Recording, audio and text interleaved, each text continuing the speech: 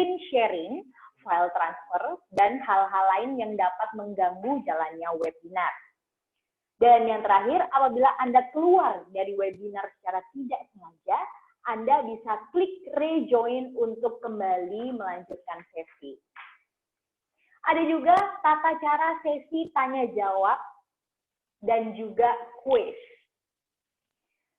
Sesi Q&A sudah kami buka sejak presentasi dari para narasumber, yaitu Dr. Steven SPOG dan Ibu Melati. Kemudian, pertanyaan diketik di chat in Zoom kepada host. Kemudian, pertanyaan yang masuk akan dipilih dan dijawab oleh Dr. Steven SPOG dan Ibu Melati pada sesi Q&A. 3 pertanyaan terbaik akan mendapatkan hadiah saldo GoPay masing-masing sebesar Rp100.000. Wow, lumayan banget ya. Bisa dibuat beli makanan, bisa buat kemana-mana, itu lumayan banget ya pokoknya. Nah, sebelum kita masuk ke narasumber kita, saya akan membacakan sekilas rundown kita untuk sore hari ini. Ya, pukul 18.30 web seminar ini dibuka. Kemudian akan dilanjutkan presentasi dari Dr. Steven Aristida SPOG. Kemudian dilanjutkan presentasi juga oleh Ibu Melati selaku Brand Manager Andalan Kontrasepsi. Kemudian kita ada sesi quiz, next yaitu sesi Q&A atau tanya jawab. Kemudian dilanjutkan dengan pengumuman pemenang. Terus nanti di ending web seminar ini, kita akan ada sesi foto bareng, jadi untuk sahabat yang mungkin pengen capture, gitu, itu bisa, nanti kita ada sesinya sendiri ya. Dan kemudian terakhir, sekitar pukul 19.50, kita akan closing web seminar ini. Gimana? Udah pada jelas semua ya? Sekarang langsung saja, saya akan menyapa para narasumber yang sudah hadir di tengah-tengah kita. Ini sepertinya udah pada nggak sabar untuk mendengarkan pembahasan dari narasumber kita hari ini. Yang pertama, beliau merupakan seorang dokter spesialis kandungan dan kebidanan lulusan Universitas Indonesia yang praktek di mana-mana. Wah, jam terbangnya udah sangat tinggi ya. Inilah salah satu dokter kesayangan para mom. Ayo, kita boleh dong sambut. Ini dia Dr. Steven Aristida SPOG. Halo Dr. Steven, sudahkah bergabung dengan kita?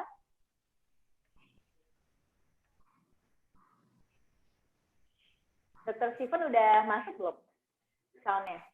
Udah. Sudah ya? Suara saya cukup. Tes. Halo Dr. Steven, boleh lambaikan tangannya sedikit dokter? Iya, oke, terima kasih dokter. Selanjutnya kita juga punya narasumber, beliau merupakan seorang brand manager andalan kontrasepsi.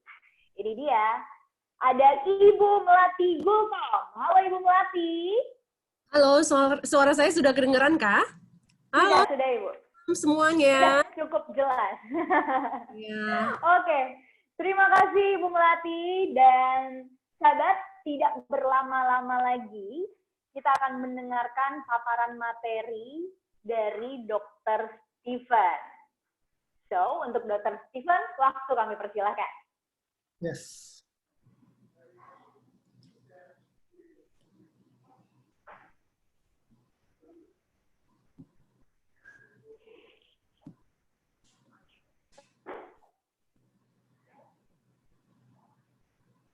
Oke, selamat malam rekan-rekan sekalian. Suara saya terdengar jelas? Halo, suara saya jelas dokter, jelas? Jelas ya. Oke. Saya ingin membagikan slide saya dari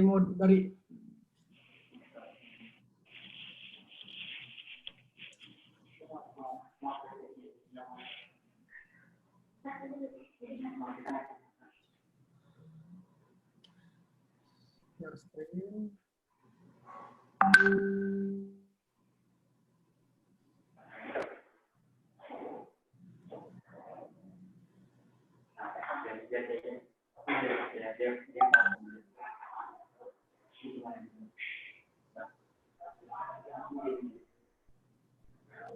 ya. Oke, slide saya sudah terlihat. Halo.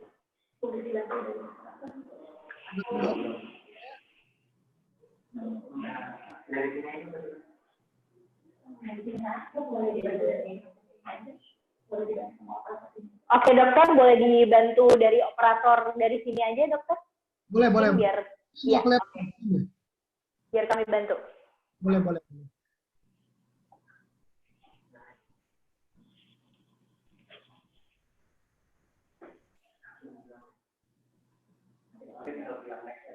Oke, dokter sekarang slide presentasinya sudah tampak di layar. Nanti dokter tinggal bilang next aja kalau perlu next dokter. Oke, baik. Kita mulai aja kali ya. Ya. Baik. Selamat malam rekan-rekan sekalian. Yang saya hormati, yang saya banggakan, nama saya adalah Stephen Aristida, spesialis obstetri dan ginekologi. Saya bekerja di Rumah Sakit Tarakan Jakarta, di Jakarta Pusat tepatnya. Saya bersekolah di Fakultas Kedokteran UI kemarin 2015 kemarin saya lulus. Hari ini saya ingin membagikan kepada teman-teman satu diskusi yang sangat menarik ya, yang sangat-sangat berkorelasi atau sangat relevan dengan kondisi pandemi COVID-19. Mencegah kehamilan di masa pandemi COVID-19. Sebetulnya kata-kata mencegah kehamilan ini di setiap pasangan, di setiap keluarga itu suami istri bisa berbeda-beda gitu. Karena memang ada pasangan-pasangan yang belum mau hamil dulu atau belum ingin memiliki keturunan dulu, tapi ada juga yang ingin menanti-nantikan gitu. Jadi sifatnya lebih ke subjektif ya. Ada yang ingin, ada yang tidak. Tapi dalam hal ini bagaimana caranya untuk mencegah kehamilan yang tidak diinginkan di masa pandemi COVID-19. Next slide. Saya akan membahas 5 topik besar, di mana kita akan memulai dengan pengantar, apa itu pandemi, kita bicara secara menyeluruh tentang kontrasepsi dan tentunya kontrasepsi yang disarankan menghadapi pandemi COVID-19 ini dan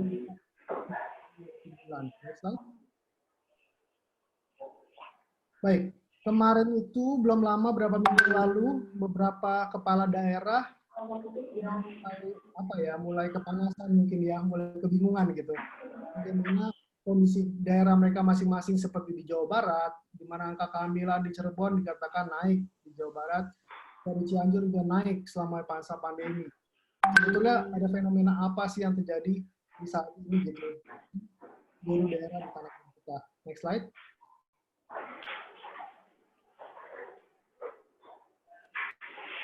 Next. Next slide.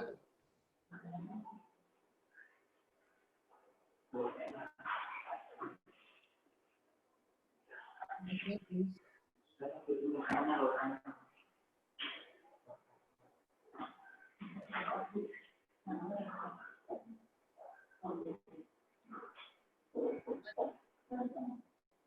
Ya, ternyata hal ini, fenomena kenaikan angka kehamilan di setiap daerah di Indonesia itu bukan hanya dialami oleh kita, bukan hanya dialami oleh teman-teman seluruh masyarakat di Indonesia. Ternyata dunia dalam hal ini, United Nations, bahwa sekitar 7 juta kehamilan yang tidak diinginkan. Kehamilan yang tidak diinginkan 7 juta dari ini dapat terjadi selama pandemi secara global.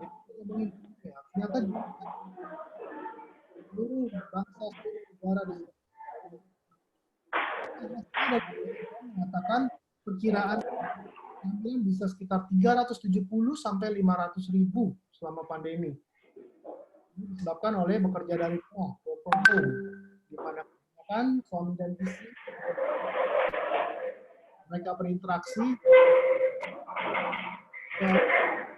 bersenggama atau campur atau dengan badan makin tinggi. Nah, itu bisa memberikan outcome kehamilan bila tidak dilindungi oleh kontrasepsi. Nah, hal yang lain ialah masyarakat khawatir untuk datang ke pusat layanan kesehatan.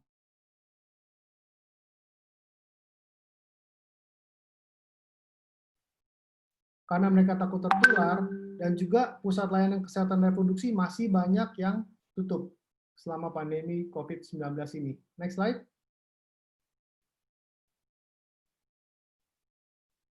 Ya, apa sih pandemi COVID-19 ini? Pasti teman-teman sudah banyak tahu, banyak belajar, banyak mendengar apa sih apa yang dimaksud dengan COVID-19. Novel coronavirus. COVID-19 merupakan coronavirus tipe baru.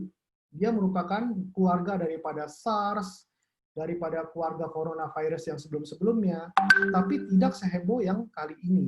Gitu. Kenapa? Kali ini bukan hanya bersifat epidemik mengenai satu negara, tapi mengenai semua atau hampir seluruh negara di dunia, maka dikatakan sebagai pandemi. Kita mengatakannya SARS-CoV-2. WHO menyebutkannya sebagai COVID-19 karena dimulai pada tahun 2019, di akhir tahun itu akhirnya diberikan semacam kode atau penamaan oleh WHO, nomenklatur sehingga mudah dicari sebagai COVID-19. Virus ini kita sama-sama tahu dimulai atau ditemukan pertama kali di Wuhan, kota Wuhan di daerah China sana. Next. Next slide.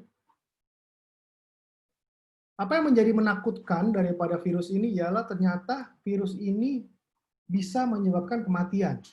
Kematiannya bersifat kadang-kadang pertama kali terkena penyakit, masa inkubasi cepat, bisa sampai meninggal. Perburukannya bisa cepat dan seringkali tidak terdeteksi.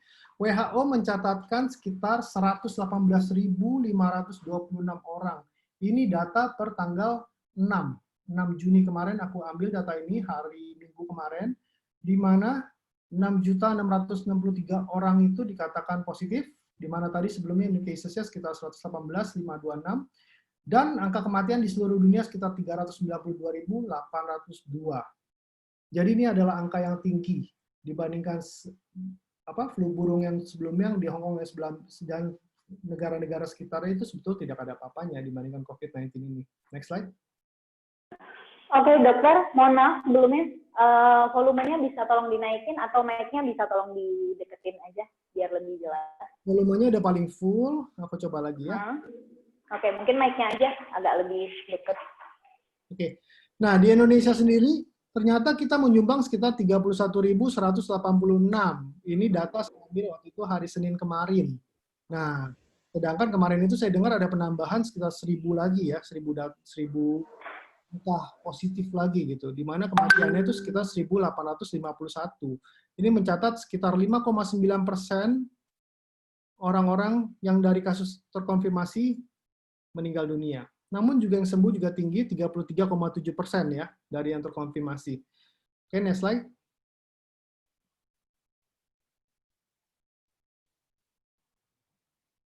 Nah, Kemenkes maupun COVID-19, gugus tugas COVID-19 sudah mengatakan bahwa ada beberapa gejala yang major atau gejala yang biasa terlihat pada teman-teman atau pasien-pasien yang terkena COVID-19 ini. Salah satunya atau yang paling utama ialah yang demam, yang kedua batuk, pilek itu tidak terlalu sering ditimbulkan oleh virus ini, yang ketiga ialah gangguan pernapasan, sakit tenggorokan, dan rasa letih dan lesu. Sebetulnya gejala-gejala yang kita sebutkan tadi itu merupakan gejala-gejala khas untuk penyakit flu biasa gitu. Semua orang bisa merasakan hal yang sama. Apakah ini COVID-19, apakah ini flu, terkadang kita suka kesaru. Makanya penyakit ini sangat-sangat susah untuk dideteksi. Kita memerlukan screening yang baik untuk mendeteksi penyakit seperti ini. Next slide. Nah, Kemenkes sudah berulang kali, slide yang saya tunjukkan adalah gambar yang sudah dikeluarkan atau sudah disebar oleh Kemenkes sejak bulan Maret lalu, dan sampai sekarang harusnya masih relevan, karena inilah yang harus kita lakukan di dalam menghadapi COVID-19. Makan dengan gizi yang seimbang, rajin olahraga dan istirahat cukup, cuci tangan sebelum dan sesudah aktivitas, jaga kebersihan lingkungan, tidak merokok, minum air sekitar 8 gelas sehari atau 2 liter, makan makanan yang dimasak sempurna, dan juga bila demam, sesak napas, segera ke fasilitas kesehatan. Nah, mungkin yang berbeda ialah gunakan masker, bukan hanya jika batuk atau tutup mulut, tapi gunakan masker pada saat kita harus keluar dari rumah. Ini yang berbeda. Dan tentunya yang terakhir ialah kita jangan lupa untuk sering ibadah. Ya, next slide.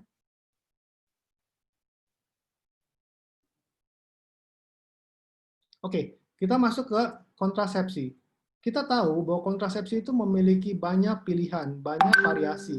Saking banyaknya, bahkan kadang-kadang klien atau user atau akseptor itu suka bingung memilih yang mana. Mana sih yang cocok buat saya, mana sih yang sesuai untuk saya gitu. Nah, kontrasepsi ini sebetulnya dibagi menjadi 4 besar gitu.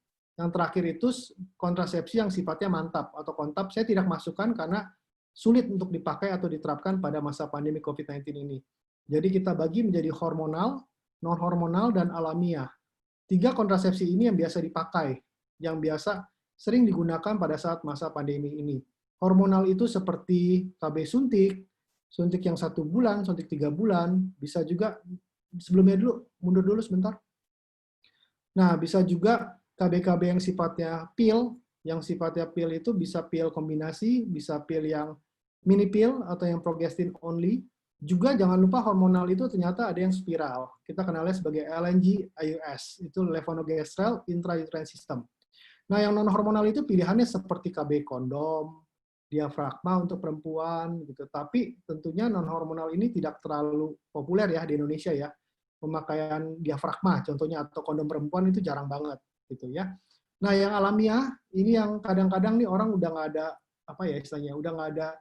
Aduh, saya bingung nih mau cari KB kemana, ya udah alami aja. Apa contohnya seperti coitus interruptus, artinya senggama terputus pada saat ejakulasi harus dikeluarkan di luar, atau alamiah itu dia bisa pakai KB kalender, jadi dihitung masa ovulasinya, dihitung haid pertamanya tanggal berapa, dihitung kapan ovulasinya, mereka akan bercampur atau senggama di luar masa ovulasi, diharapkan tidak hamil. Tapi apa yang terjadi? Bagaimana efektivitasnya? Next slide.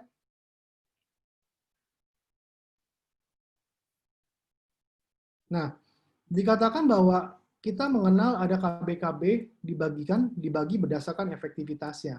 Yang paling efektif ialah yang KB MKJP, metode kontrasepsi jangka panjang. Bahasa Inggrisnya itu LARC, LARC, Long Acting Reverse Contraception. Maksudnya apa? KB-KB tersebut seperti susuk, seperti spiral, seperti juga sterilisasi atau tubektomi dan vasektomi pada laki-laki, itu bila kita berikan kepada pasien itu bisa memberikan super efektif sekitar 99%. Jadi angka kemungkinan hamil itu hanya 1%. 1 dari 100 perempuan di dalam 1 tahunnya gitu. Bisa kemungkinan hamil bila memakai KB ini. Jadi jarang sekali pasien-pasien bisa hamil bila menggunakan MKJP atau metode kontrasepsi jangka panjang seperti implan, spiral dengan hormon atau sterilisasi. Nah, yang kedua yang cukup efektif atau yang bisa dibilang highly efektif 91-94% pil.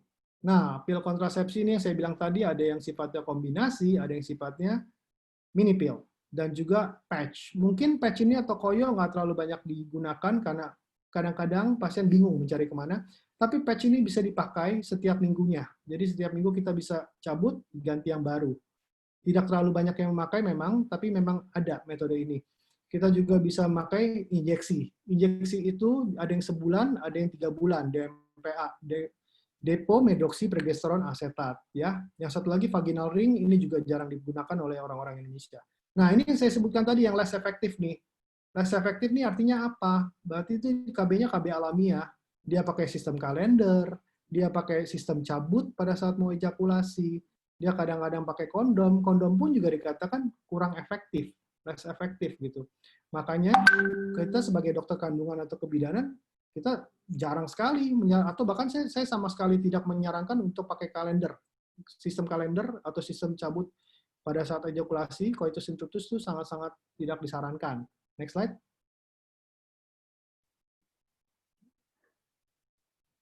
Nah, ini adalah metode atau cara memilih KB yang sesuai dengan akseptor masing-masing. Setiap akseptor atau setiap klien itu ternyata memiliki masalah yang berbeda-beda.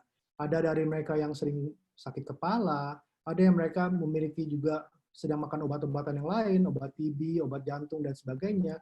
Ada juga klien yang memiliki penyakit HIV, infeksi menular, ada juga yang memiliki yang kondisinya pada saat itu ialah sedang post lahiran atau postpartum.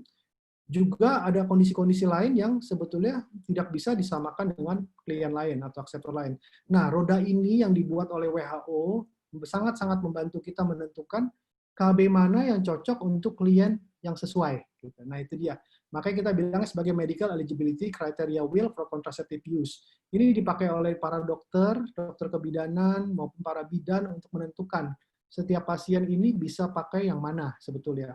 Jadi KB itu sebetulnya jodoh-jodohan sebetulnya, atau kontrasepsi itu jodoh-jodohan. Nggak bisa satu kontrasepsi atau satu metode kontrasepsi itu bisa diterapkan ke setiap orang tuh nggak mungkin. Karena setiap orang memiliki kebutuhan dan juga ada pertimbangan lain. Bahkan yang perlu kita perhitungkan lain ialah di Indonesia masih banyak mitos yang berbicara atau yang mengganggu klien-klien di dalam memakai KB gitu, seperti spiral, seperti suntik dan sebagainya. Next slide.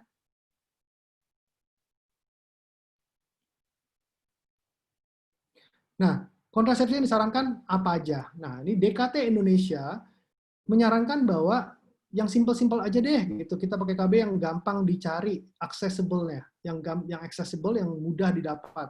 Membeli kondom di apotek atau minimarket. Kita tahu kadang-kadang klinik bisa saja tutup. BPM atau bidang praktek mandiri bisa saja tutup pada saat pandemi COVID-19 karena mencegah penularan. Tapi kebanyakan apotek atau minimarket, mohon maaf merek ya, kayak Alfa atau Indo, kita tahu mereka pasti jual kondom. Simple sekali gitu. Jadi mudah sekali didapat. Yang kedua, kita membeli kontrasepsi secara online. Sekarang dari berapa ratus peserta sekarang, siapa yang nggak pernah gitu membeli barang secara online, kayak hampir nggak masuk akal ya, gitu. Hampir jarang dan hampir nggak mungkin gitu. Kita bisa dan kita gape gitu zaman sekarang untuk beli secara online. Nah, yang ketiga, DKT Indonesia juga menyarankan untuk melakukan telemedicine consultation secara online juga. Jadi ternyata telemedicine ini bukannya dilakukan di Indonesia, tapi dilakukan di Amerika, dilakukan di Inggris, dilakukan di Australia, di Singapura, dan sebagainya. Mereka melalui kolegium masing-masing sudah menyarankan untuk sebelum pakai KB, boleh lu konsultasi mulu melalui telemedicine, bikin janji, ngobrol secara online seperti ini. Jadi bisa disesuaikan. Nanti kita bisa sesuaikan dengan wheel yang tadi, yang roda yang tadi saya tunjukkan itu, yang warna hijau sama biru. Jadi kita bisa tahu KB mana yang cocok untuk klien yang dimaksudkan gitu. Terus yang keempat, memanggil dokter atau bidan ke rumah. Kita bilangnya sebagai home care. Nah, KB seperti KB suntik yang sebulan atau 3 bulan bisa nih diterapkan untuk pasien-pasien yang dilayani secara home care. Jadi petugas kesehatannya, apakah itu bidan, dokter, atau perawat, dia bisa datang untuk melakukan penyuntikan atau pemberian KB atau pemasangan KB pada pasien. Tapi tentunya yang tidak dilakukan secara invasif. Contohnya misal memakai KB spiral atau memasang susuk di rumah, itu kayak nggak mungkin, karena itu membahayakan. Nah yang terakhir, yang kelima, kondar, kontrasepsi darurat. Ini kalau udah sulit banget, kondom nggak ada, ya mau nggak mau kita pakai kondar. Nah kondar itu ada tata cara pemakaiannya, seperti harus dipakai dalam waktu 120 jam, berapa pil yang harus dipakai, nanti akan dibahas mungkin banyak oleh teman saya, Ibu Melati ya. Next slide.